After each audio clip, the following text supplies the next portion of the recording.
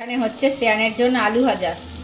একটু তেলটা কম লাগে তার জন্য কি করেছি, প্রথমে প্রেসার কুকারে আলুটা সিটি দিয়ে নিয়েছি ভাতের সাথে, আর এখন বার করে পিস পিস করে কেটে নিয়েছি।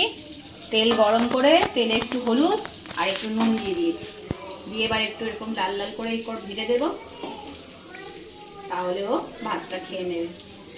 কদিন ধরে ওকে শুধু মাছের ঝোল ভাত দিচ্ছি তো, আরও খেতে চাইছে না। দেখো প্রেসার কুকারে সিটি করছে, ওর ভাত ডাল, আজকে ওর ডিনার এটাই করবে। ভাত ডালের মধ্যে একটু ঘি দিয়ে দেবো আর এই আলু ভাজা চলে এসছে। কি হচ্ছে? আলু ভাজা। কে খাবে?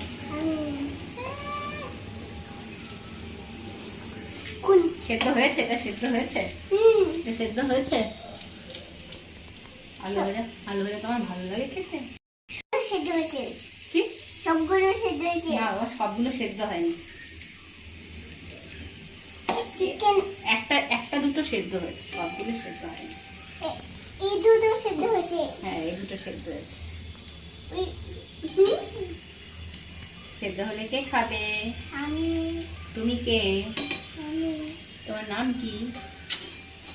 এটা হামি দাও, আমি তোমার জন্য আমি তোমার জন্য আলু ভাজা করে দিচ্ছি, আমাকে একটা হামি দাও, ভালো করে আদর করে দাও। হ্যাঁ, তাহলে আলু ভাজা আর দেবো না। আলু ভাজা তাহলে দিব না। আলু ভাজা তাহলে তোমাকে আর দেবো না। মা, এটা মুখে দিলে কি হবে জানিস? ঠোঁটটা একদম পুড়ে যাবে। যাও ঘরে যাও, আমি আসছি।